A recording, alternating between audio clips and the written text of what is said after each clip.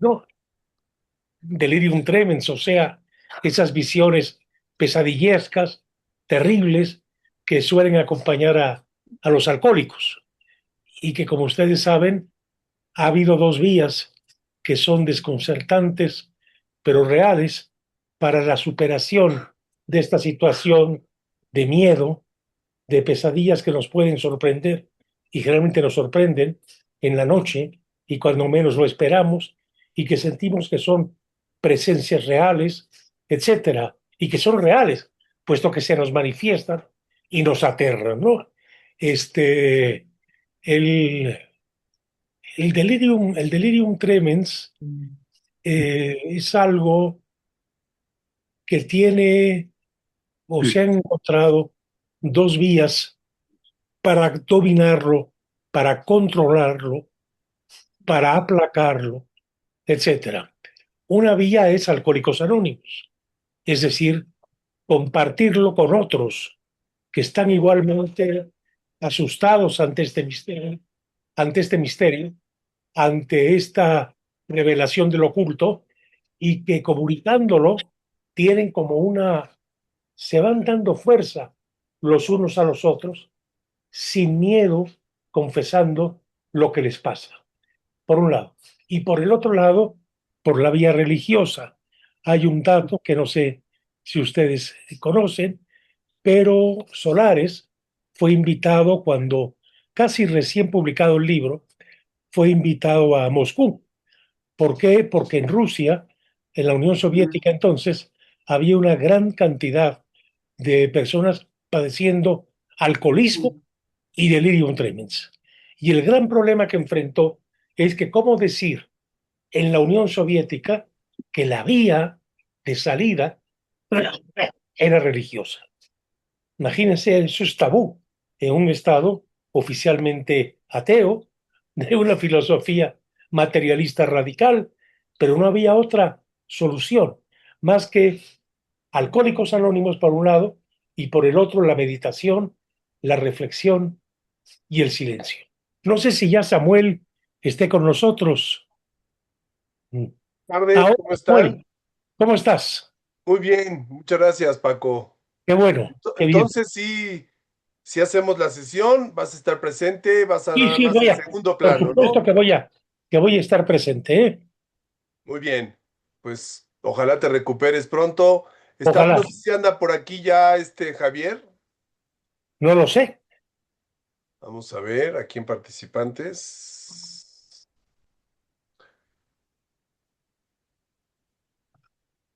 Yo creo que no se ha conectado todavía. No, todavía no se Creo ha que no conectado. está. Ujú, no Ah, está. bueno, Esperamos. Ah, y ya, cuando tú digas, de Puede cualquier tardar. forma, de cualquier forma arrancamos, ¿eh? Sí, ahorita déjame, le voy a mandar la liga directamente a él Ah, muy bien. por si las Sí, dudas. porque yo tomé la liga pasada, creo. Sí, es la misma liga de siempre. Sí, eso pensé. Ujú. Oye, de todas maneras se la voy a enviar para que, por si tiene algún problema. Mira, me escribe preguntándome justamente la liga. Ah, mira. Se la voy a mandar.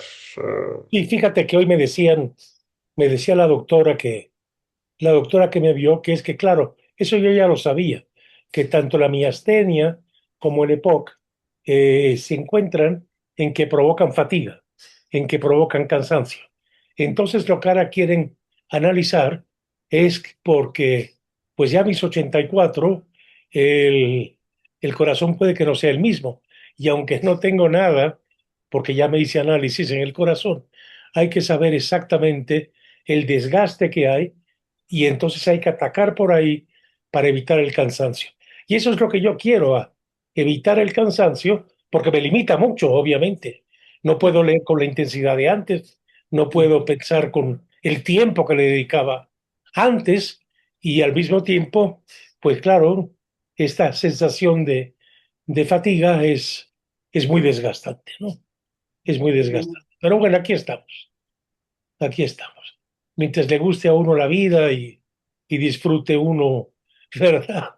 Un bocadillo y un vaso de vino, pues todo marchará bien, ¿no? Claro. Marchará bien. En Es fin. correcto. Ya le envié la liga a Javier, así que ya no debe de tardar Ah, qué bueno, qué bueno. en conectarse. Vamos a Por esperar ahorita. ejemplo, Delirium Tremens, este reportaje ya lo pueden conseguir si lo quieren oír en Audible, ¿eh? Audible. Doy esto porque puede ser interesante, ¿no? Parece que la grabación es magnífica. Yo todavía no he oído la grabación, pero sí conozco dos ediciones del libro, que esencialmente es lo mismo. Hola, Javier. Buenas Hola a tardes. todos. Hola. Hola. Hola, hola. Hola, perdón, pero no tenía la liga. Sí.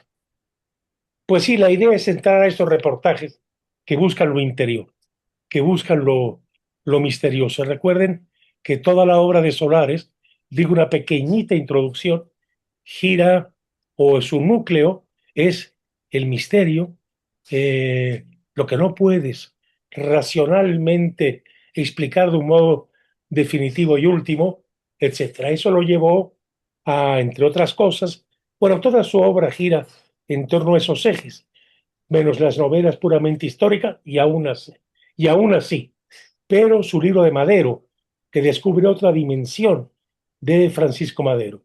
No el Madero de los libros de historia, pero el Madero ¿Eh?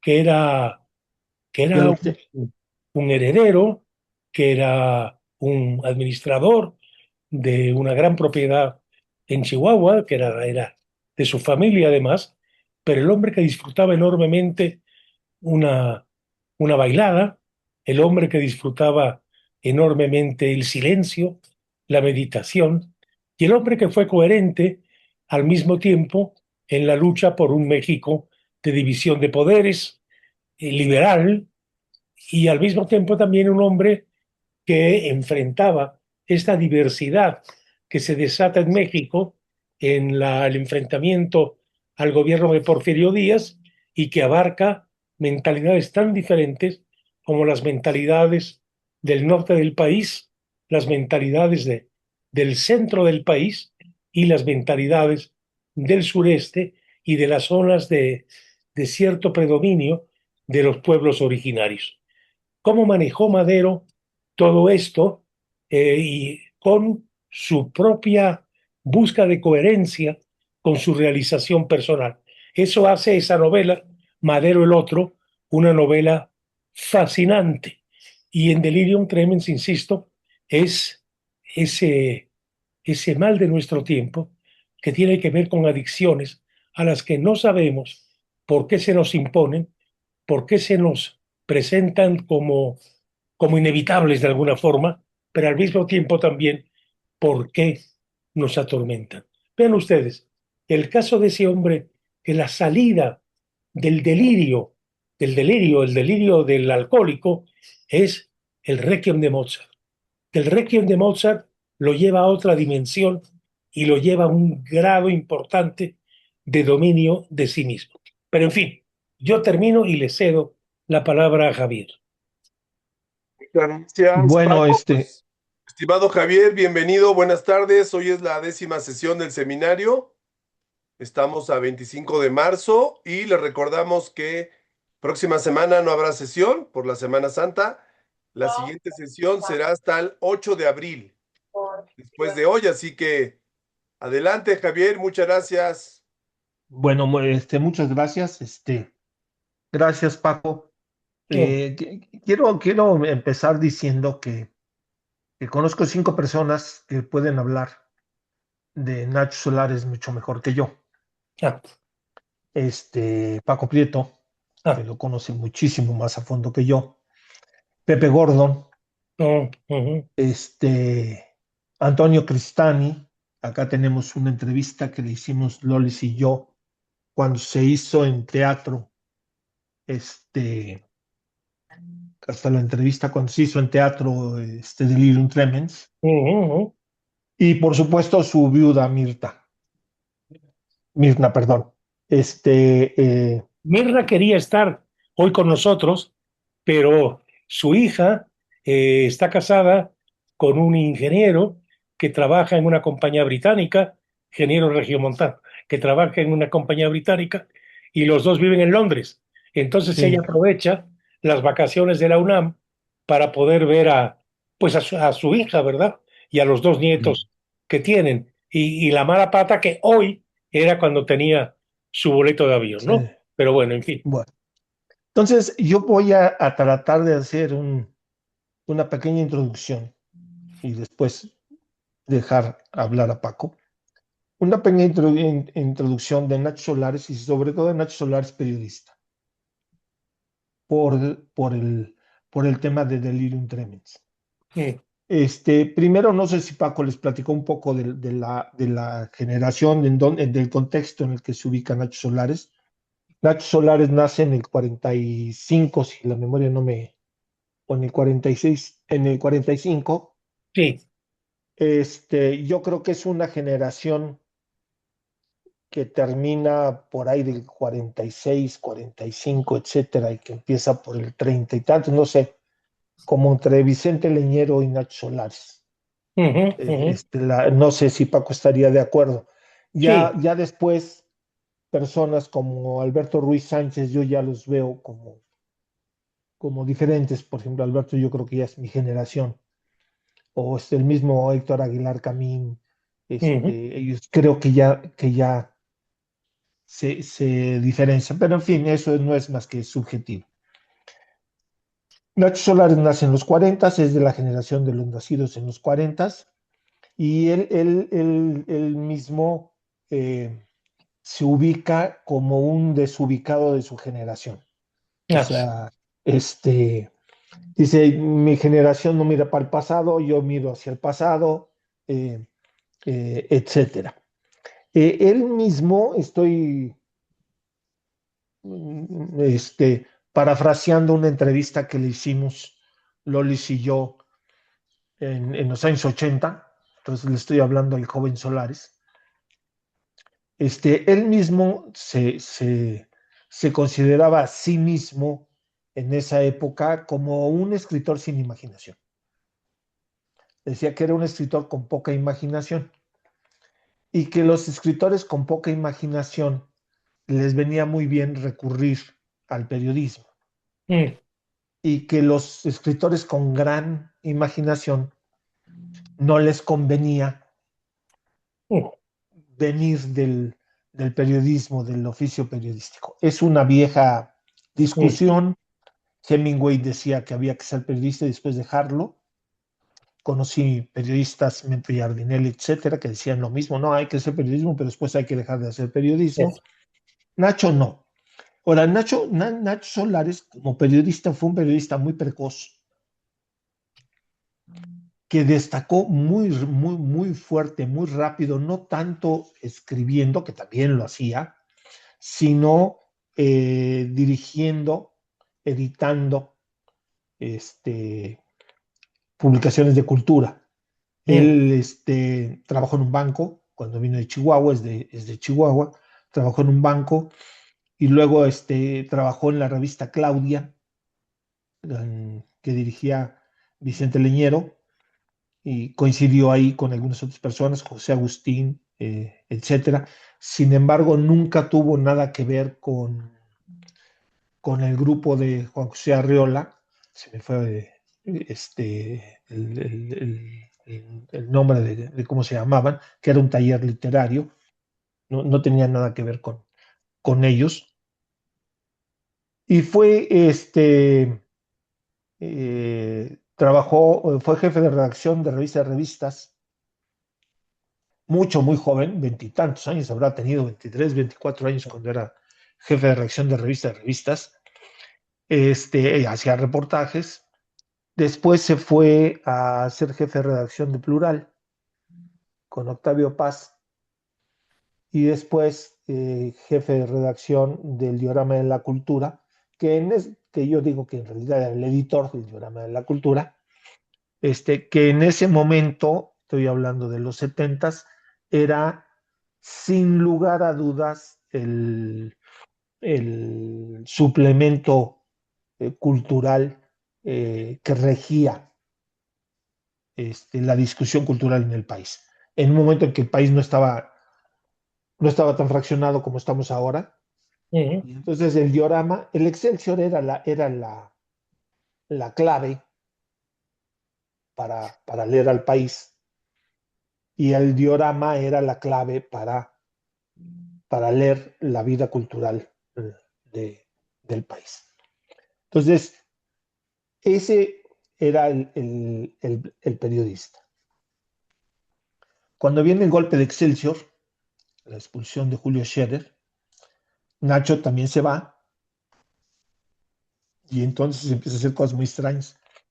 Este, entra a trabajar a la Secretaría del Patrimonio Nacional y consigue un medio tiempo en la UNAM.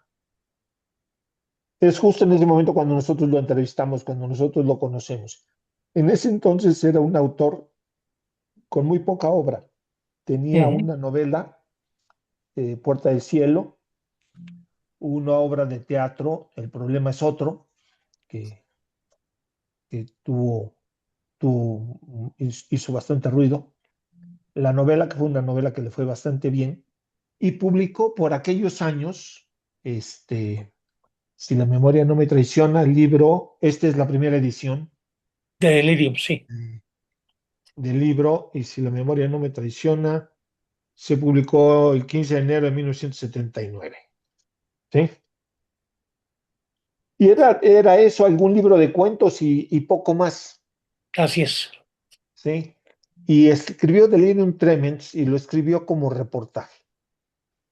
¿Sí? Quisiera leerles primero una respuesta en la entrevista. Le preguntamos, después de estar hablando de una serie de cosas, estuvo en el Heraldo Cultural con Luis Espota. O sea, yo no sé a qué horas hizo todo eso, Sí. porque en 1975 tenía 30 años.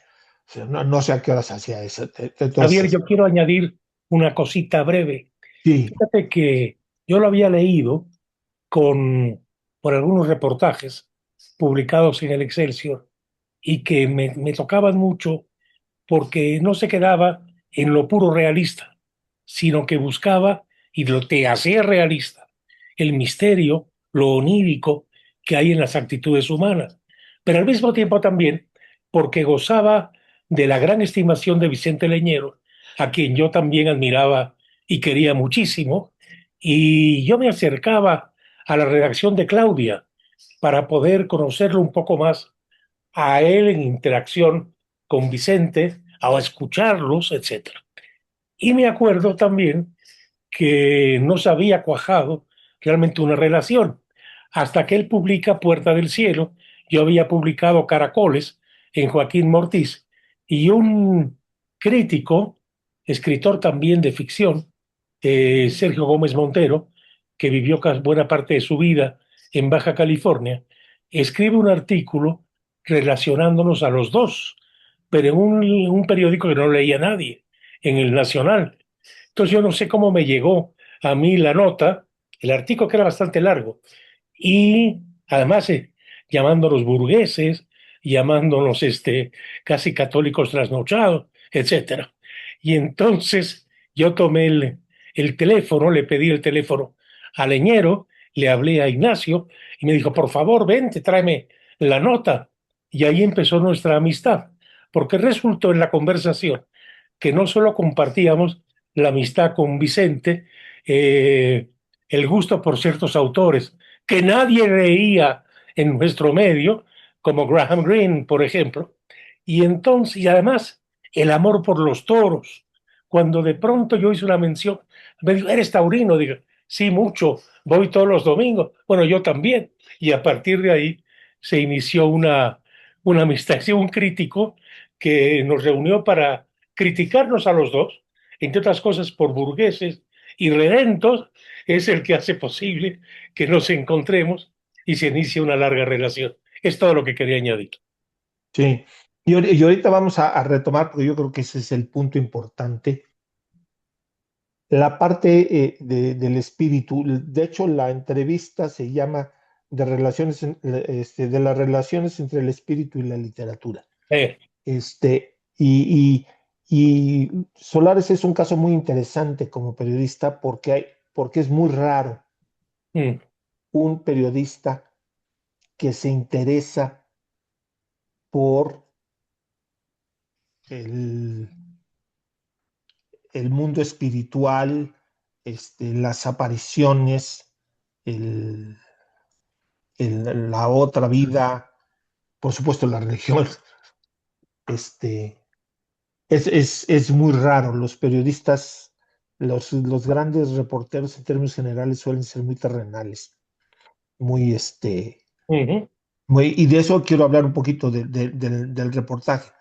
Pero les iba a leer, dice, ¿qué prefieres, el cuento o la novela? Responde, ninguno de los dos. Más bien me inclino por el reportaje, el periodismo. Y después dice de Delirium Tremens. De hecho, mi último libro publicado, Delirium Tremens, es un gran reportaje que aborda el caso de varios bebedores que han padecido el último grado de alcoholismo, el delirium tremens. También me siento muy cerca del teatro. Lo que pasa es que este género se desenvuelve en uno de los medios más difíciles en México y es casi imposible de realizar. Bueno, Ujú. yo me quiero detener en este punto para decir algo sobre el reportaje y poder seguir adelante y ponerlo en contexto.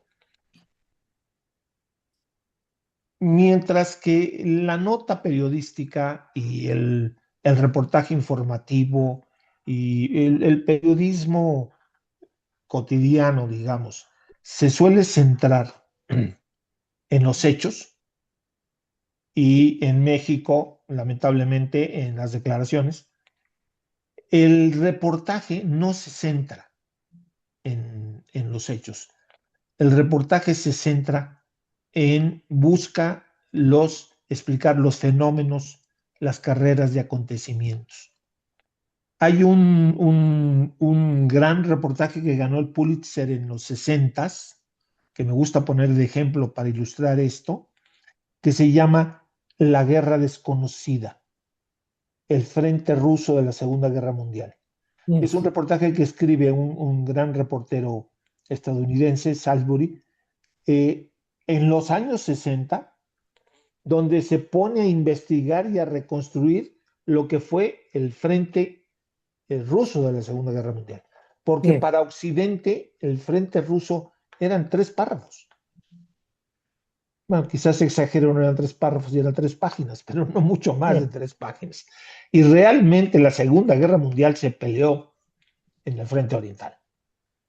Fueron 40 millones de rusos muertos o de soviéticos muertos. Entonces, esto me sirve para ilustrar cómo la persona que hace un gran reportaje se centra en explicar un fenómeno, una situación, una carrera de acontecimientos más que un hecho en sí o una noticia en sí. Y esto le permite ser medio historiador. ujú.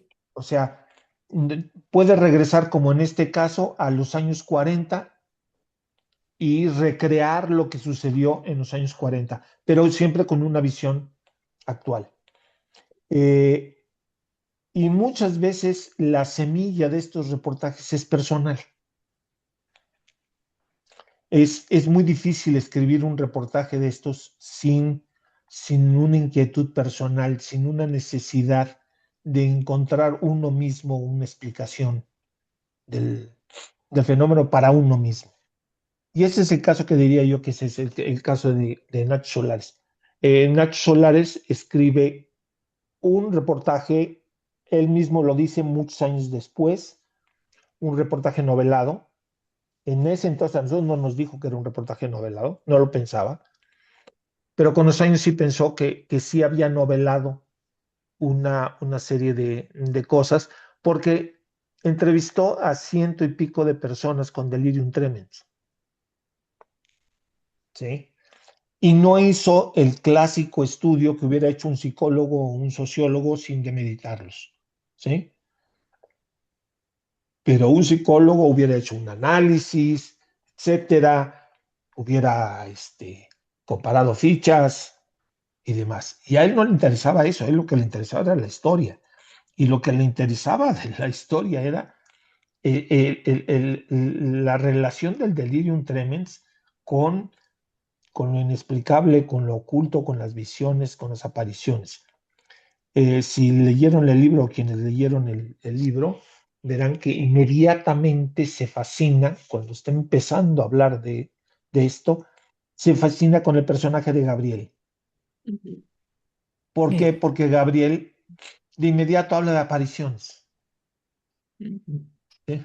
Entonces se fascina de inmediato con el personaje de Gabriel. Y quiere conocer a Gabriel, quiere incluir a Gabriel, etc. Después, muchos años después, dice que lo ha novelado y que lo que hizo es que de repente ciertos personajes en realidad son una síntesis de varios personajes. No es un solo, no es una sola persona, sino crea un personaje a partir de las experiencias de varios personajes. Y una de las cosas que quisiera decir al respecto, que tiene que ver con el periodismo, es sin la relación que Nacho tenía con el alcoholismo, con, con la preocupación que tenía por el fenómeno, no hubiera podido escribir el libro. O sea, no son reportajes, aquí es muy diferente a otro tipo de reportajes, no son reportajes que se puedan escribir desde afuera. John Reed escribe México Insurgente fascinado por por la revolución. John Reed está enamorado de la revolución, de cualquier revolución, está enamorado de la revolución, del hombre nuevo, etcétera. Entonces llega a México y se fascina con la revolución, pero es externo.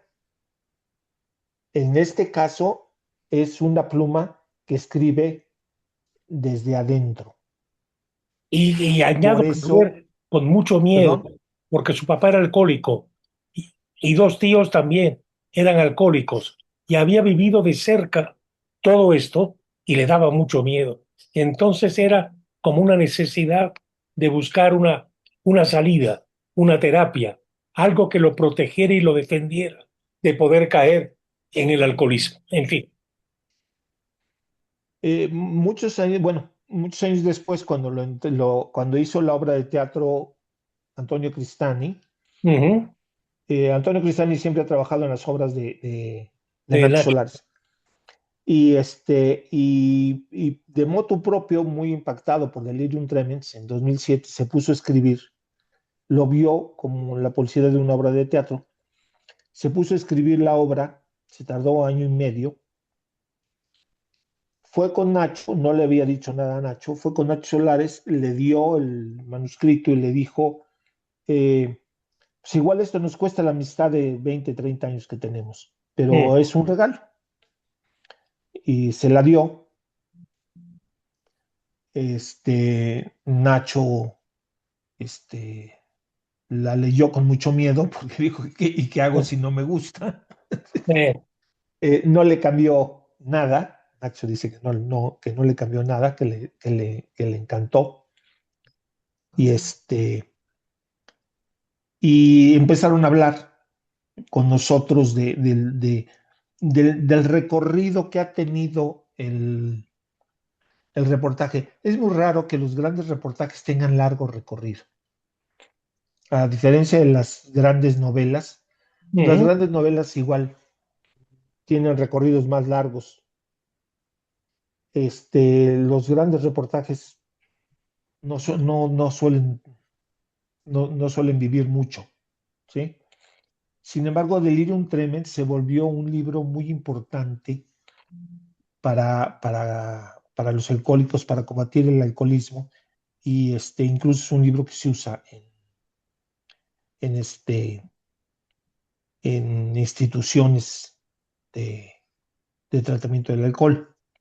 Luis de Tavira le dice a Nach Solares en un momento dado le da las gracias y le dice, tu libro me ayudó a superar el alcoholismo, me lo dieron en una casa de estas, me lo dieron y me ayudó a superar mi alcoholismo. Entonces, ha sido un libro que ha tenido como una vida extraliteraria, eh, cotidiana, de gente que ni se plantea si es reportaje, si es novela, quién es el autor, ni mucho menos. Y a mí me parece particularmente importante que haya sido un libro que haya aprendido tanto, aunque en realidad es bastante obvio, en un país como México. O sea, finalmente eh, tocó el espiritualismo, la espiritualidad, tocó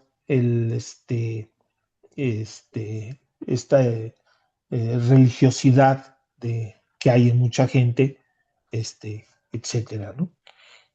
No creo que sea un libro que, por ejemplo, hubiera podido funcionar en algunas otras culturas, en otros países, ¿no? En fin, quería dar el contexto de, del libro, el contexto del reportaje, enfatizar que, bueno, que si bien fueron ciento y pico de entrevistas, no es un trabajo estadístico, no es un trabajo eh, propio de la psicología, de estar comparando casos, utilizando marco teórico, etcétera, etcétera. Es un trabajo donde lo que le importa a Nacho Solares es las experiencias este, espirituales de los alcohólicos que han tenido delirium tremens. También en un momento Incluso dado, Javier, hay que recordar que poco después que él publica, bueno, no tampoco, pero bueno, años después que él escribe Delirium Tremens, Hugo Iriart, el gran escritor Hugo Iriart, también alcohólico, escribe Vivir y Beber, Vivir y Beber, porque él tenía que salir de algo que no le permitía trabajar, ser productivo, como hubiera querido serlo aún más, era ya un gran maestro, pero ser una persona productiva, una persona capaz de dominar sus arranques de ira, etcétera. Pero lo que escribe es como un manual para dejar el alcoholismo.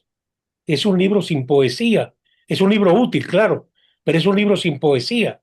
Y al mismo tiempo, cuando tú lees una especie de manual para salir de algo, bueno, te enteras y es como si lees un tratado para comer menos y adelgazar. No, vamos, no te toca, no te confronta, no hace ver el misterio que hay en ti, que te ayuda también a apegarte en algún grado a ti mismo. Esa es la poesía que diferencia un libro del otro libro. Y consta que yo tengo un gran respeto y admiración por Hugo Iriart, pero su libro es un libro frío, es como un manual, es como un recetario, y el libro de Solares te lleva a asumir tú el problema y a sentirte tú también en el otro que padece cosas análogas a las que padeces tú, quizás sin plena conciencia de ello mismo. Yo creo que eso marca una diferencia que me parece notable. En fin. efectivamente, yo quería enfatizar que que el periodista de gran reportaje, el buen periodista de gran reportaje, que porque hay reportaje común y corriente y hay periodistas muy buenos en eso, no tiene nada de malo, pero el periodista de gran reportaje, el chiste cuando está, en primer lugar, olfatea algo. Uh-huh. Aquí sí se vale hablar de olfato. Olfatea algo. Siente que ahí, que en un fenómeno en el que todavía no se ha metido a estudiar, etcétera, etcétera, hay algo que hay que contar. Hay algo que hay que explicar, que las explicaciones como las del manual o las científicas, etcétera, no alcanzan. Así es. Luego se avientan el clavado. Pues Nelson Lares se pone a estudiar, a aprender todo lo que puede de delirium tremens, pero además se pone a entrevistar a 100 personas. Yo les pido a ustedes que se imaginen lo doloroso que es entrevistar a 100 personas que han tenido delirium tremens para hablar de delirium tremens. O sea, no son entrevistas fáciles, son entrevistas sumamente agotadoras, terribles, Mm. porque lo que están contando no es para nada light, no es No. política, son cosas muy duras, muy íntimas, muy personales. Y además el periodista está yo diría que está escandalizado de no escandalizar, escandalizado de no malinterpretar, de no, ¿sí? Hay muchas minas en un tema como ese para un periodista. Y luego viene la revelación. El periodista está busca y busca, se sumerge, entrevista, etcétera, y no tiene nada. Tiene entrevistas, tiene fichas, tiene apuntes, no tiene nada. Si en ese momento dice, me pongo a escribir, no sé por dónde. Mm. Hasta que llega la revelación, que a veces la da alguno de los entrevistados, ¿sí? A veces la da alguno de los entrevistados, el que da la clave, que para mí, en el caso de Delirium Tremens, es Gabriel, ¿sí? El más, es un poco como el hilo conductor del, del reportaje, es el más duro, ¿sí? El más fuerte, despiadado,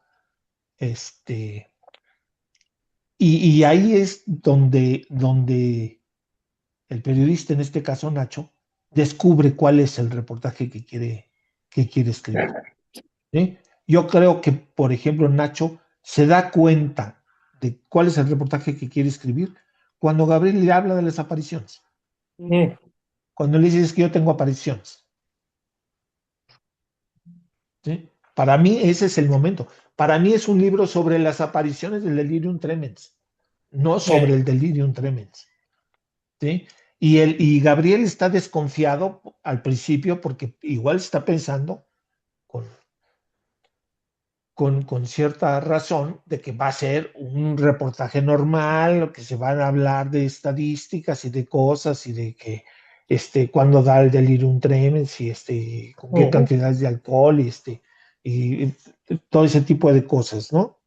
Que están, digamos, si ustedes se van a la Ibero, a la biblioteca y buscan tesis de psicología, en la Ibero pues van a encontrar un buen de tesis de psicología sobre alcoholismo, por ejemplo, y que no medito a ninguna, pero es otra manera de abordar el tema. Entonces, yo sí quería resaltar, porque esto me parece que tiene mucho que ver con la literatura, que hay un momento en el que hay una revelación.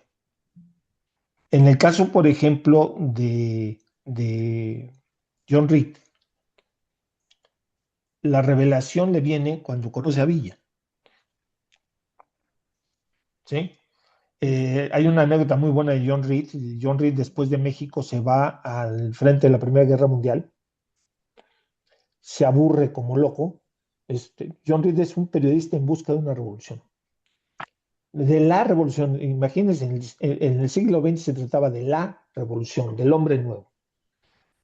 Entonces, se va de la Revolución Mexicana, se va a la Primera Guerra Mundial, se va al frente ruso de parte de los aliados y se aburre como una oveja. Y entonces un alemán le está platicando con el alemán en el mero frente en esos, cuando no pasaba nada en las trincheras, y le dice, ¿no quieres disparar? Y él se le ocurre decir, sí, y dispara al aire. Cuando regresa a Estados Unidos se encuentra una acusación de alta traición, Mm. por haber disparado en el frente, del lado alemán, ¿sí? En la Primera Guerra Mundial. Se va de la Primera Guerra Mundial, no ve nada, se va a Rusia, Claro. y es muy interesante que en 1917 los bolcheviques no eran el grupo dominante, ni el grupo ganador, ni el grupo más fuerte, ni mucho menos. Eran un pequeño grupo que estaba muy a la cola del vagón de los revolucionarios. Y sin embargo, John Reed, lo que les decía yo del chispazo, oye hablar a Lenin y a Trotsky y dice, estos son. Y entonces empieza a seguir a Lenin y hace el libro Los 10 días que conmovieron el mundo. Se lo sigue esos 10 días, y en esos 10 días es cuando fructifica la revolución soviética, ¿no? Entonces a eso me refiero cuando hay la chispa. Uno puede entrevistar, uno puede juntar datos, puede ver estadísticas, etcétera, y no saber por dónde empezar. Eso es. Porque no sabe uno cuál es el chiste. Nosotros alguna vez, y ya con esto me callo y le doy la palabra a Paco, haciendo 3 crónicas del teatro en México, estábamos entrevistando a Luis Margules y estábamos hablando de Fernando Wagner, que sabíamos que era muy importante, fue uno al que le dedicamos una de las grandes crónicas. Sabíamos que había sido muy importante, ya habíamos hablado con gente y todo, y Fernando Wagner fue el que hizo el teleteatro en México y una serie de cosas, pero no alcanzábamos a tener cuál es por lo que es verdaderamente importante en el teatro mexicano. Y entonces Margules nos dice, Fernando Wagner era el maestro cruel de las leyes teatrales. Y en ese momento uno dice, ya está. ¿Sí? Ya está, ya lo explicamos. Fernando Wagner, el cruel maestro de las leyes teatrales de México. ¿Sí? Porque explicaba todo lo que había hecho Fernando Wagner. Entonces, esto es un poco lo que trato de decir de las apariciones de Solares y de la importancia que tienen como el hilo narrativo que hace valioso el reportaje. Yo creo que si le quitan esta parte mística, esta parte religiosa, lo dice él después, mucho tiempo después, si quitas eso, pues, se queda un cascarón. Paco. Sí, no, y no solamente eso, sino que también se da otro fenómeno.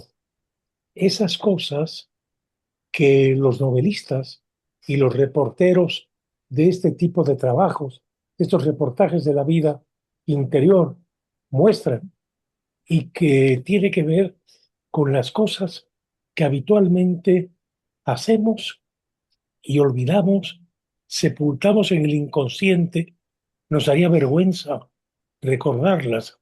Es como el que bebió mucho, dijo muchas cosas que no hubiera dicho de otra manera, y que luego tiene una vergüenza espantosa de volver a ver a las personas que presenciaron aquello. Quiere sepultarlo de su propia vida, ¿no? Como si el delirium tremens de pronto descubriera algo que nos une a otros, que nos une a otros, y que tú has callado, como los otros también han callado. De aquí Alcohólicos Anónimos. Es decir, podemos hablar porque somos cómplices de un mismo delirio, de un mismo dolor, porque compartimos algo que en principio apena, pero al ver que te ha pasado a ti y me ha pasado a mí, ahora somos camaradas de alguna forma, que estamos en un frente común. Yo creo que esta es de las revelaciones importantes que tiene este reportaje. Y por otro lado también nos ofrece dos lenguajes. El lenguaje del que lo padece, del que lo investiga, porque está preocupado, como el caso de Solares, y el que lo estudia, pero que lo estudia con sensibilidad. Hay un momento en el libro en que el doctor Elizondo, con quien él trabajó muy de cerca para acercarse a los alcohólicos anónimos, dice lo siguiente, escribe Solares: Elizondo me leyó una breve descripción de los rasgos que caracterizan a la esquizofrenia simple. El paciente se queja de trastornos somáticos vagos y múltiples. Cae en una apatía o en una inercia invencibles.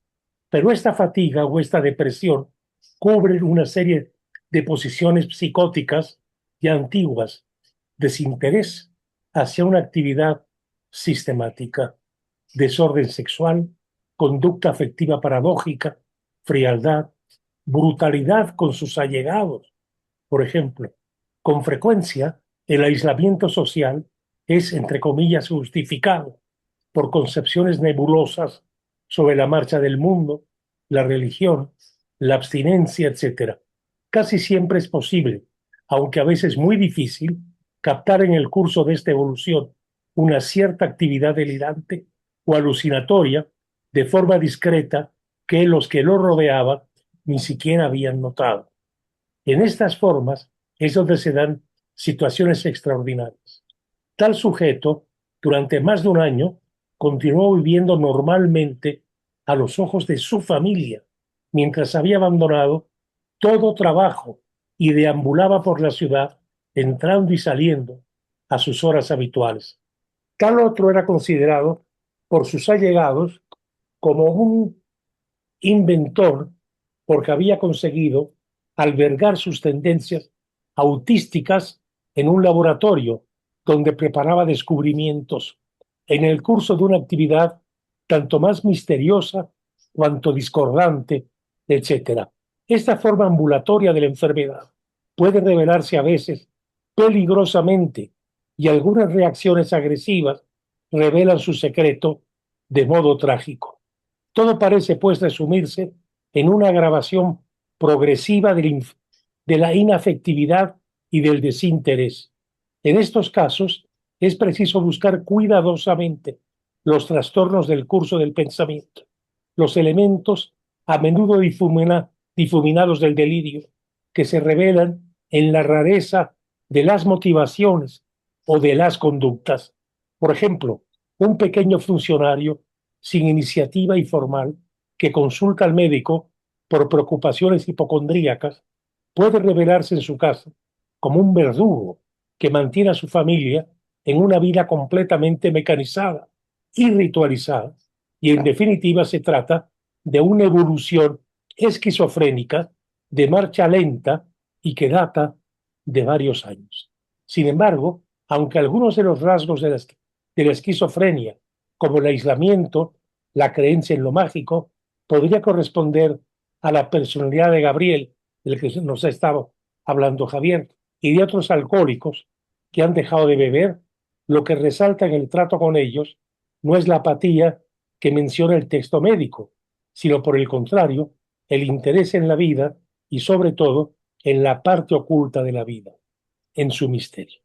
Este es una magnífica reflexión de un doctor que ha dedicado su vida al estudio del delirium tremens y al estudio del alcoholismo. Bueno, son varios los casos, como dice Javier, son muchas entrevistas las que hizo Solares, y luego fue encontrando analogías que dan mucha mayor, que diré yo, expresividad y profundidad a cada uno de los casos sobre los que va tratando el libro, sobre los que va deambulando el libro, ¿no? En fin. Bueno, yo quisiera ahora que ustedes hablen un poco de las impresiones que ustedes han tenido en la lectura de esta obra. Yo quiero decir que es una obra que me ha crecido mucho. Yo me acuerdo que cuando Solares, digo que me sigue creciendo, que la vuelvo a leer y sigo encontrando en ella significados, misterio, advertencias, etcétera. Yo me acuerdo que cuando Solares publica, más o menos al mismo tiempo, una novela fascinante, que para mí que sigue siendo fascinante, que se llama Anónima. Un amigo común me dijo, pero ¿sabes qué? Delirium Tremens, que no es una novela y que es un reportaje, es mucho más honda, es mucho más misteriosa y tiene muchos más alcances. Y con la vuelta de los años le doy la razón a aquel amigo, ¿no? No es que Anónimo sea una mala novela, es una novela que está bien, pero que no tiene la hondura y la multiplicidad de significados que encuentro en Delirium Tremens. Yo Imagínate. creo que es interesante, Paco, que mucho tiempo después Nacho recurrió mucho a la novela histórica. Escribió sobre calles, hizo teatro sobre calles, escribió lo de Madero, escribió lo de Felipe Ángeles, ¿sí? Y él dice algo que me emparenta estas dos cosas. Dice, cuando haces dice, muchos buenos periodistas han sido también escritores. Pareciera que hay una falsa línea de continuidad. De hecho, el buen periodismo puede ser absolutamente literario. Ajá. De lo que sucede es que hay literatura que no tiene puntos de contacto con el periodismo, así como hay buena literatura periodística. Cuando haces una literatura cercana a la realidad, que esto lo conecto con lo que decía él, que no tenía imaginación, que le faltaba imaginación, Ajá. y al mismo tiempo usaba el periodismo. Cuando haces una literatura cercana a la realidad y partes de experiencias vividas, cuando tu técnica literaria es la concreción y la claridad, entonces el periodismo es la mejor escuela. Con esto quiero decir también lo contrario, porque si tus preocupaciones son puramente imaginativas y tienes un estilo barroco, el contacto con el periodismo tendrá que ser mínimo. Eh, Y entonces después pasa a defender algo que yo creo que es lo que lo hace ahora sumamente valioso, lo que decías de que es un libro que crece con el tiempo. Le importa mucho la claridad. ¿La qué, perdón? La claridad, Ah, sí, la sí. concreción y la claridad. En una época, los setentas, donde Gustavo Sáenz estaba escribiendo La presidencia del Palacio de Hierro, Ah, estaba la mal llamada literatura de la onda, había mucho juego con el lenguaje. sí, A él lo que le interesa es, sobre todo en este libro, la claridad. la claridad. Explicar, por eso también es tan importante el doctor, explicarse, porque además a mí lo que me llama mucho la atención de Solares es que no es explicarle a los otros, es explicarse a sí mismo. Eso, venga. Es una búsqueda radicalmente personal y por tanto necesaria. Y cuando uno se identifica en esa situación, pues mira, la obra quiere decir que ha alcanzado un grado de universalidad.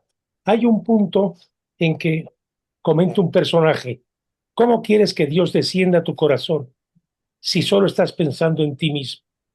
Primero deja que salga todo lo que te comprime, lo que te apresa dentro de esta cárcel, dentro de esta ansiedad.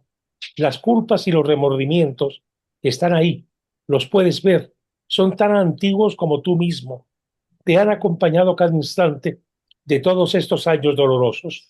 Ni siquiera los necesitabas ver para actuar de acuerdo a sus dictados. ¿No has hecho ya bastante caso de ellos? ¿No ha sido más que suficiente el castigo que te has infringido? Vale la pena dedicar tu vida entera a estas culpas y a esos remordimientos y todo lo demás que vas a perder. Decías que admiras a Santa Teresa. Era una mujer llena de actividad, de amor a la vida, al sol. ¿A qué tienes miedo? Dímelo. ¿A qué tienes miedo? Cuando abrí los ojos, comprendí que había estado llorando sin darme cuenta. Claro, el llanto purificador. Lo miré fijamente y con una voz que se me quedaba en la garganta, le dije, estoy poseído, solo tú puedes entender. Esto, esto es tremendo.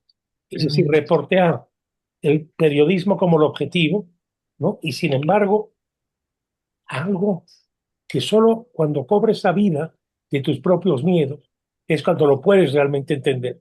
No cuando das una respuesta a una fórmula. Por ejemplo, volviendo, comparando con el libro de Iriart. Con el libro de Iriart, que no le quito su valor, y cómo puede sacar a alguien de un momentum terrible en una situación determinada, pero finalmente es como esos recetarios para comer menos, para adelgazar, etcétera. Lo aplicas, te funciona un tiempo y luego toda la marcha atrás. Cuando tocas fondo, descubriendo el misterio, que tú mismo no tienes respuesta, pero que todo eso que te envuelve es lo que le va dando sentido a tu misterio, a tu dolor, a tus búsquedas, a tus fracasos, etcétera, es lo único que te mantiene vivo y todo el tiempo atento a todos esos síntomas. Es decir, es lo que te mantiene atento, de hecho, a ti misma y en una agonía, en el sentido de lucha real con tu problema, ¿no? Creo que esa es la diferencia entre un recetario de lo que no es un recetario y de lo que no está hecho para que tú encuentres la respuesta de cómo salir de tu mal. Creo que esto es lo más bello que hay en este libro de Nacho Solares. Hay algo que me impacta mucho de eso. Eh, Nacho dice después en la entrevista con Cristani que una de las cosas que averiguó es que el delirium tremens no le da a todos los alcohólicos, Esto es pero ni otro misterio. siquiera le da a los alcohólicos porque beben mucho, llevan mucho tiempo bebiendo. Ajá. El delirium tremens puede dar a gente que bebe muchísimo o a gente que bebe un tiempo, 2 meses, por ejemplo, y le da delirium tremens. Si no es una persona que lleve un año o 6 años Claro. bebiendo y bebiendo y bebiendo y bebiendo.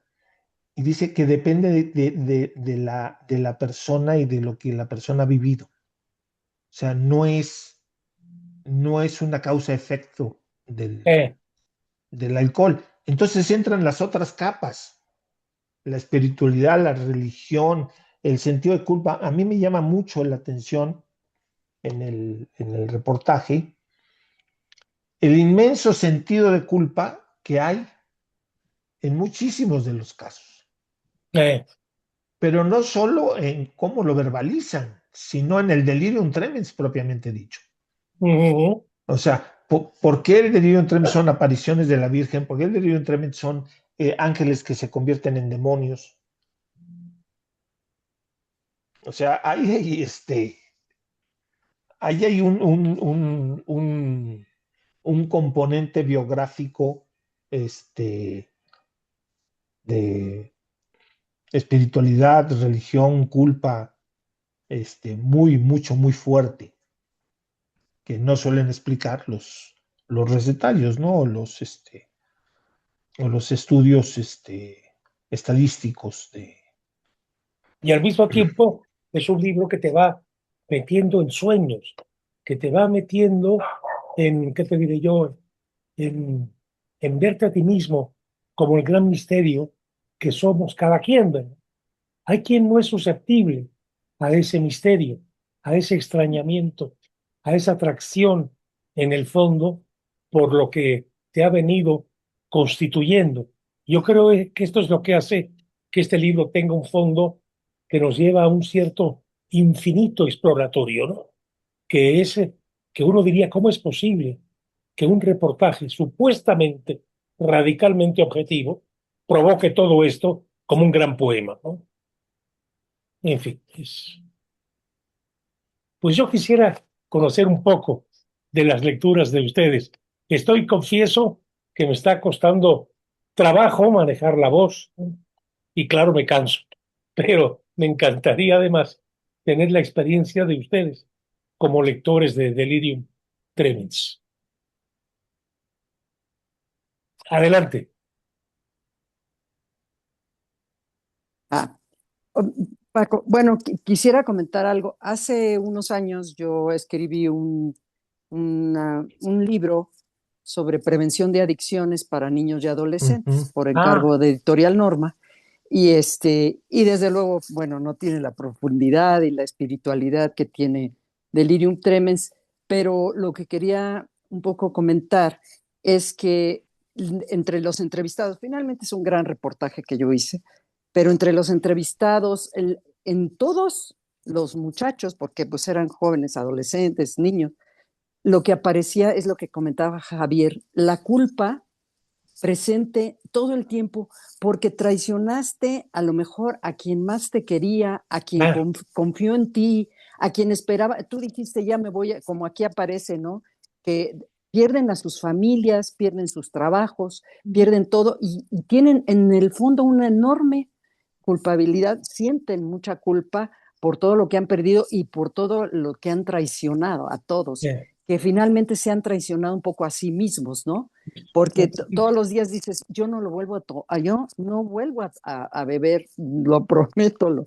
Y al otro día vuelves y no, y finalmente es una gran pérdida de la libertad, ¿no? Lo que también saqué un poco de conclusión. En la adicción tú pierdes la libertad eh, de ser persona, de, es- de además de respetarte a ti mismo, ¿no? Y eso te da eh, una inmensa culpa. sí, Eso quería. ¿cómo olvidar ese caso que está muy fuerte planteado en el libro, que se da también en la famosa película Día de Vino y Rosas, en que él la contagia a ella se vuelve alcohólica, finalmente él va saliendo y ella queda atrapada. El final de esa película, una calle desolada, esa mujer sola en un hotel, y lo que pesa, el dolor de ella, pero el dolor de él también, porque todo lo que vivió con ella no lo puede vivir con otra persona y ya nunca más se podrá dar, como si lo hubiera dado de un modo más definitivo y último a ella.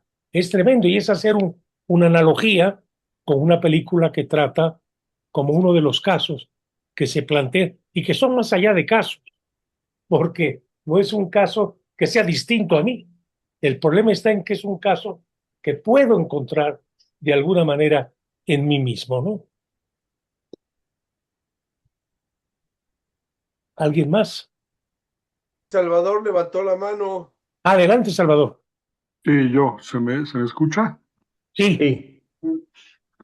Yo quiero volver un momento a la parte que marcaba Javier como lo que para él era digamos que la bisagra ajá. de este trabajo, que es la parte de las apariciones, Mm, porque es algo que me llamó mucho la atención. Digamos que en esta parte sobrenatural o en esta parte, pues sí, que va más allá de lo directamente tangible que tiene la obra, encontramos dos o tres niveles que a mí me parecen muy interesantes. Hay uno que es mm, todo el nivel espiritual, que incluso es más que religioso, en realidad no es el tema con estos alcohólicos no es un tema de religión, es un tema como de deísmo, no sé cómo llamarle, es un tema de agarrarse a Dios ajá. directamente, ¿no? Como de hablar con el jefe más que con un sistema de religión, aunque por ahí aparece la figura del cura y hay momentos en los que se habla de ir a la villa y agradecer, etcétera, pero Dios es la figura central, pero esa es la que conecta con la parte espiritual, que es lo que le da fuerza a este enfoque de Alcohólicos Anónimos y lo que en general, digamos, que hace distinta este sistema de tratamiento, que además a mí me gusta, me llama la atención particularmente la referencia a Jung y al documento de Jung que incluye Eh, solares en el texto, y demás, es de una riqueza impresionante eh, este trabajo. Pero en la parte que va más allá de lo que tiene que ver con Dios, en la parte de las apariciones, hay un punto que a mí me parece bien interesante y es que Solares deja como un espacio de ambigüedad entre las apariciones, las visiones que son atribuibles a esta esquizofrenia o esta enfermedad mental que tiene ya el alcohólico, esta lesión cerebral, y lo que pudiera llegar a ser una aparición, ¿no? Digamos, el mismo Gabriel, cuando se le aparecen al final sus papás y demás, te lo plantea de tal manera, Solares, que si fueras un creyente en la posibilidad de las apariciones, como aparentemente era Gabriel, dirías, caray, pues mira, a lo mejor sí está en un punto en el que esto sería discutible. Hay otras que no, hay otras que son evidentemente alucinaciones, como las serpientes que Eh, bajan de los árboles o los demonios y demás. Pero esta parte de las apariciones, esta ambigüedad que deja el autor, a mí me parece fascinante porque ahí te deja un trabajo para el lector de decidir hasta qué punto una cosa es una cosa y otra es otra. Y al final eh, amarra con una última sorpresa que es el punto donde sí conecta con un aspecto que es, digamos, parapsicológico y que es la parte de telepatía eh, entre este muchacho al que le dan electrochoques y su amigo Joaquín, que es eh, así, está documentada por gente del Seguro Social, y donde te da un último piquete el autor, así como para decirte, ya ves como si hay eh, cosas, ¿no? En las que podemos creer. Entonces, toda esa parte del libro, repito, relacionado con esto que comentaba Javier, que a mí es una parte que me brincó mucho, me parece que es de una riqueza y de una profundidad impresionante. eh. Sí, así es, yo también lo creo. Yo también lo creo. Lo que es interesante es qué hubiera pasado si Nacho Solares, cuando escribe Delirium Tremens, que además, bueno, lo escribió para el libro, y no es ya el Nacho Solares conocido con el currículum que tenía, y lo lleva a una redacción y lo presenta. Ah, Estoy seguro que, sobre todo en los setentas, se lo hubieran rechazado, ah, salvo que lo hubiera llevado a la revista Señal o algo así. sí. Se lo hubieran rechazado, hubieran dicho, este es un rollo católico Sí, y pues estos cuates están loquitos. Yo retomo lo que dice Salvador porque me parece que hay una pregunta muy interesante que no la hace explícita y que yo primero se la oí al Leñero de estas alucinaciones, de estas apariciones, etcétera. Uno puede decir, son alucinaciones, son mentiras, son inventos, no existen en el mundo objetivo. Pero ¿y si sí? ah, ¿Sí? Que lo decía Leñero, ¿sí? ¿Y si sí? eh, ¿Sí? es verdad. Que es, porque además es muy importante, porque para ellos sí es. Ujú. Para la persona que está sufriendo el delirio, Claro. sí está sucediendo. Ujú. Yo soy una persona que afortunadamente ya no he sufrido esto últimamente, pero yo he sufrido mucho de terrores nocturnos Ah, y ah, son pesadillas, ¿sí? Sí, pero para el que sufre el terror nocturno es de verdad. claro. O sea, en ese momento, que es un momento además de sonámbulo, en ese momento es de verdad.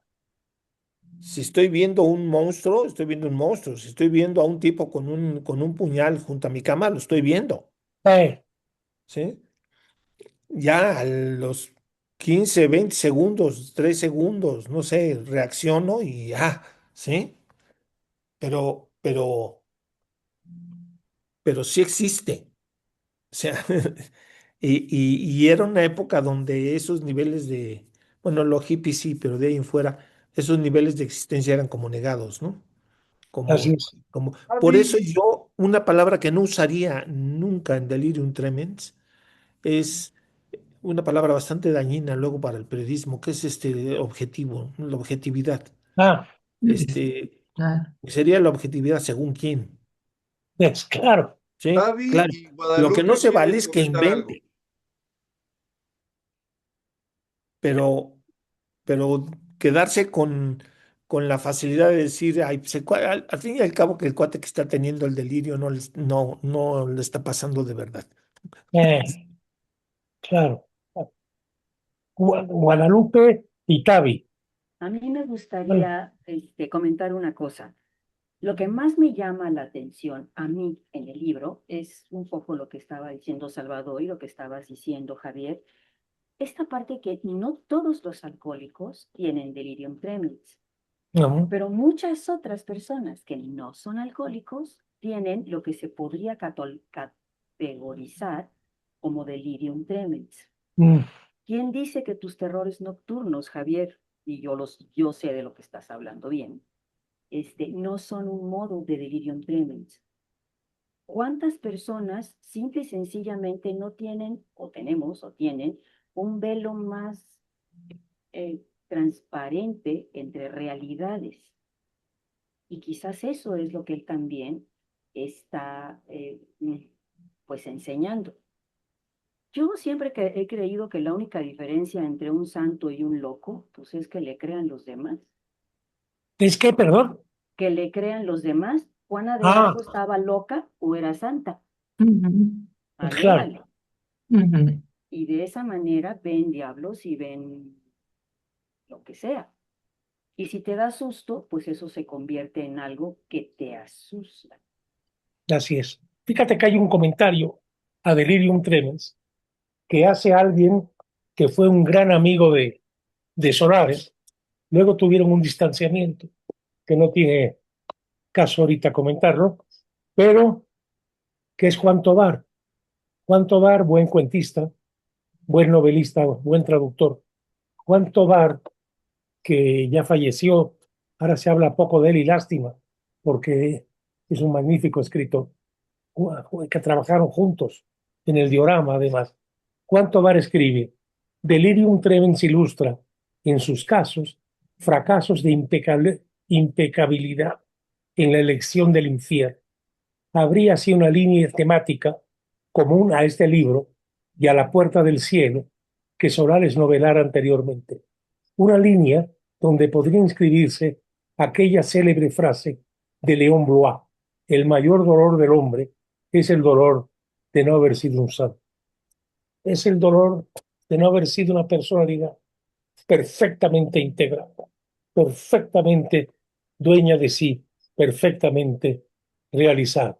Y en Juan Tomás había también alguien con una atracción por la mística, que es de llamar la atención. Los últimos años vivió un tanto encerrado en Cuernavaca, estuvo, si mi memoria no falla, casado con una poeta de gran espiritualidad, Elsa Cross, a la que ahora se está haciendo la justicia que merece. Pero, en fin, Guadalupe quiere preguntar, yo después quiero sí, comentar claro. cuánto va, pero Guadalupe quiere preguntar. Sí, Pues, no, yo quería decir que primero yo me resistía a leer el libro, me parecía un tremendo, tremendo, de ah, verdad. Empecé a leerlo, dije, hoy tengo que estar en un buen momento para entrarle completo, la verdad así, claro, me claro. parecía muy fuerte, muy fuerte. Y bueno, evidentemente va uno llevando y lo va uno llevando a este problema tan profundo, tan tremendo. A mí me cuesta trabajo verlo como reportaje, porque Eh, me llamaba la atención lo que decía Javier en el sentido de que en qué medio se podría haber publicado, que no, eso rebasa mucho lo que son los medios y lo que pueden transmitir los medios o qué hubieran publicado ah, medios. Me quedé con la duda de si se había publicado algo en algún medio, en el diorama, en Fera. Creo que el objetivo era otro, ¿no? eh, Pero además, el mismo Nacho cuenta evidentemente al final también sus antecedentes y su interés en el tema, y lo que logra es realmente la transmisión de problemas tan profundos, de personajes eh, tan complicados, pero tan reales. Seguramente, quizá por eso uno se resiste, o yo me resistía a verlo, porque alguna vez ve a alguna persona que a lo mejor no tiene una idea de que puede ser tan tremendo lo que tenga, o a lo mejor no lo tiene tremendo, pero el riesgo del alcoholismo como un eh, problema hasta social, el que lo hayan llamado después por estos trabajos a Cuba, a la Unión Soviética, me eh, parece muy importante también con lo que decía Salvador de la telepatía, eso es impresionantísimo. E incluso el tratamiento de electroshocks, lo cual sigue siendo, yo creo que no sé si siguen vigentes, la verdad, yo no tengo mucho conocimiento. En verdad, los electroshocks me parecen fuera de tiempo, pero no lo sé. Lo que yo quería decir es que sí transmite el problema profundo del alcoholismo. Y me quedé con muchas frases y me quedé muy impactada, pero hay una que copié para compartirla, que decía, empezamos a beber porque no nos amaban y dejamos Ujú. de beber porque reconocemos que nadie nos va a amar si no empezamos a amarnos a nosotros mismos. Ajá, ajá, qué Muy hondo. profundo y muy bueno, ¿no? Pero bueno, gracias por la lectura, Paco. Es tremendo como todo lo que nos has recomendado y de verdad pude leerlo y eso también me hizo a mí muy feliz. Ay, qué bueno. Guadalupe, me da mucho gusto. Javier, ¿tú Gracias. querías decir? Miriam está levantando la mano. Yo después. Ah, muy Digo bien. algo cortito. Primero que me quedé con la idea de que, como ustedes dicen, no basta con que se tome, que se esté bebiendo durante muchos años para que el delirium tremens aparezca. Yo entendí que solo aparece si están dejando de tomar en ese momento Normalmente. cuando aparece. O sea, digamos, no importa cuánto tiempo llevaran, pero que sí están haciendo la lucha por salir. El síndrome de abstinencia. Ajá, exacto. Y Sí. bueno, una cosa que quería destacar, que un poco Guadalupe se acercaba a eso también, es, digamos, que más allá del problema que no se pueda tener cada individuo en su propia integridad, digamos, eh, biológica, no sé, o psicológica. Me parece muy importante la forma en que relaciona, en que plantea la importancia, digamos, de esta sociedad que ellos rechazan, las características de una sociedad que les hace insoportable vivir No, eso, enfrentarse todos los días a eso. Entonces creo que hay causas, digamos, que a lo mejor son individuales, pero a las que se suman también una cierta sensibilidad exacerbada, tal vez, de, digamos, respecto de lo que es tu medio ambiente, ¿no? Todo lo que es superfluo a Gabriel le rechoca, ¿no? eh, Pues eso, nada más. eso no es real. Suelen Un- ser en muchos casos, eso es interesante, además moralistas. Ujú. Moralistas intolerantes. sí. Este, claro. yo quería retomar lo de Juan Tobar y lo que dices, Guadalupe, de, de que, de que cuesta trabajo hincarle al diente a un libro de esos, no porque no atrape, sino por el fondo que tiene, por el mordiente que tiene. Este, para acabarla y de cerrar ese, ese miedo, te recomiendo que leas un libro también de un escritor de esa generación, Luis Carrión, Ah, llama El infierno de todos tan temido, Mm. Que hay una que película es, incluso. Ujú. hay una película que es malísima, Malísimo. Sí. no te guíes por la película, Voy a leer la novela, voy a leer el libro. lee la novela, es una novela sobre la locura, mm, sobre el manicomio, y ¿Sobre cuando qué? sobre el manicomio, sobre la locura. Y cuando nosotros lo entrevistamos y le preguntamos que cuál era la experiencia, era evidente que sabía de lo que estaba hablando. Entonces le preguntamos, ¿cuál es tu relación, Experiencia. tu Ujú. experiencia con la locura y con el manicomio? mm. Y nos dijo, yo he estado como paciente. Ujú. Ah, Sí, híjole, Fuerte. híjole, se acabó suicidando. sí. Y en la entrevista fue la entrevista que más miedo me ha dado en mi vida, porque en la propia entrevista supimos que él era un hombre que se iba a suicidar. ¿Era Sí. qué? Era un hombre que se iba a suicidar, que la cosa no era si lo iba a hacer, sino cuándo. Eh, Y lo hizo unos cuantos años después. Este, no nada que ver con Solares. Pero a lo mejor podemos ver esas entrevistas, la que hiciste a Luis Carrión, la que hiciste a Nacho Solares. Se las puedo fotocopiar. Si me ayuda Samuel, se los hago Muchas llegar. gracias, Es sí. este libro, Los podemos escanear, pero Javier, si si lo pueden quieres. escanear porque no se consigue y con mucho gusto que se los den. Este, con mucho gusto lo comparto. Y luego quería decir de Juan Tobar, primero me voy a poner una medallita. Cuando hicimos las entrevistas son 8 y procuramos armarlas por parejas. Ah, Entonces pusimos Gustavo Sáenz, José Agustín. ajá. Y luego pusimos Nach Solares, Juan Tobar. Ah, ¿Sí? exacto. Y hoy es clarísimo que la persona que más tenía que ver con Juan Tobar era Nacho Solares y la persona que tenía que ver más con Nacho Solares era Juan Tobar. Ah, ¿Sí? Pero en ese momento fue una intuición. Juan Tobar fue un gran dramaturgo. Este, no mencionó eso, Paco. Fue un gran dramaturgo. Margules decía que era el mejor dramaturgo que había tenido México. bien, Hizo una gran obra que conecta con esto que se llama Adoraciones, ya es verdad.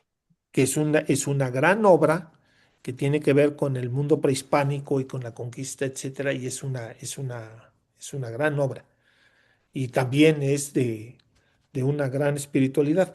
Pero además él contaba una anécdota que es la que quiero contar porque refleja también mucho de la vida de los escritores y por qué escriben lo que escriben y son como son. Mm, sí, Juan Tobar era poblano, es, como yo. Nadie es perfecto. es, Pero Tobar era un poblano atípico porque era de una familia atea. bien. Debo decirles que los ateos más furibundos de la República Mexicana son poblanos y que el Partido Comunista nació en Puebla. Sí. A una acción, una reacción. Entonces, él era hijo de unos ateos comecuras anticatólicos feroces y él se iba a misa de pinta con la sirvienta, con la asistenta que le dicen ahora. Bien, ¿Sí? sí, Él se iba de pinta a misa. sí, Eso a mí me parece la cosa más bella del mundo y cómo te marca también, por ejemplo, una ciudad. Me explica por qué puede escribir las adoraciones y otras cosas. Porque no es una ciudad en la que no puedas estar viendo la espiritualidad, creas o no creas, pero ahí está, estás rodeado de ello, ¿sí? Entonces, me parece una anécdota muy bonita de Juan Tobar, es que se iba bien, a misa de pinta. Nosotros nos escapábamos de misa y él se iba. de Pinto. de- Él escribió un hermoso cuento, entre muchos otros, El lugar del corazón, que por Sí, cierto lo llevó al cine Busi Cortés en una buena realización y que tiene que ver con la brujería, el, las niñas con cierto temor exploran el mar, exploran el misterio, exploran un mundo que de pronto se les aparece, se les presenta, etcétera. Cuento muy fino que publicó Joaquín Mortiz en Nueva Narrativa Hispánica, que ya nos ha vuelto a editar. Fíjate que me estaba acordando ahora que hace, ya muchos años, vino a verme una persona de parte de Gustavo Sáenz, porque Gustavo estaba investigando y rescatando novelas que pasaron prácticamente inadvertidas, como El infierno de todos tan temido, y que él quería hacer una colección con esas novelas, porque creía que les estaba llegando el momento en que iban a ser entendidas y apreciadas en su valor. y había obtenido un financiamiento de no sé quién de Saltillo, Coahuila, y finalmente Gustavo empezó a enfermar de Alzheimer y se quedó el proyecto, y lástima porque era un proyecto que prometía algo importante, ¿verdad? En fin, bien. ¿Alguien más tiene algo que decirnos? Que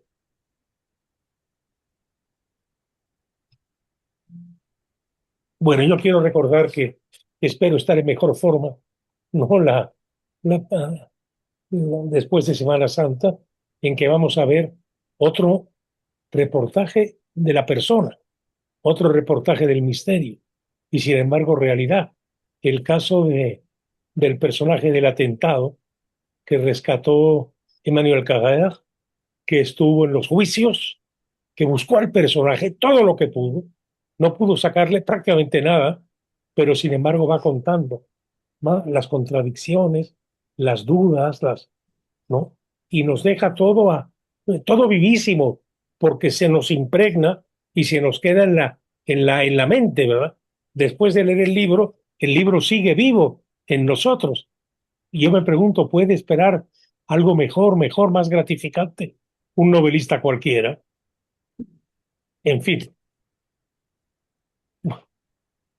bueno, Samuel, yo estoy francamente ahora tanto agotado, ¿no? Eh, Perdón que lo diga, No, pero Paco, no te preocupes, hiciste un gran esfuerzo, al contrario, muchas gracias por tu bueno, profesionalismo de cumplir, ¿no? en Gracias. fin, Gracias a Javier que salió al quite, muy también, bien, muchas gracias, Javier. No de No, nada. me parece muy bien, podemos cerrar la sesión, es la 10ª. Tenemos una semana para descansar todos, ojalá que tú te repongas y estés mucho mejor en 15 días. Y pues nos gracias. vemos para la sesión 11 en 15 días. Así es. Nos vemos Felices para la vacaciones, ¿eh? siguiente. Que Claro la que Gracias, sí, pasen muy Paco. bien. igualmente para todos. Buena tarde. Muchas Que te gracias. Chao. mejores, Paco Gracias a todos, querido. Javier, Espero, Samuel. ojalá así sea. Ustedes, buena Gracias. tarde. Dios, Chao. Gracias, Que te Javier. mejores, Chao. Paco. Muchas gracias. gracias. Que descansen. Que Que descansen mejor. todos. Buenas noches, Paco, que mejores. Gracias, adiós. Hasta luego.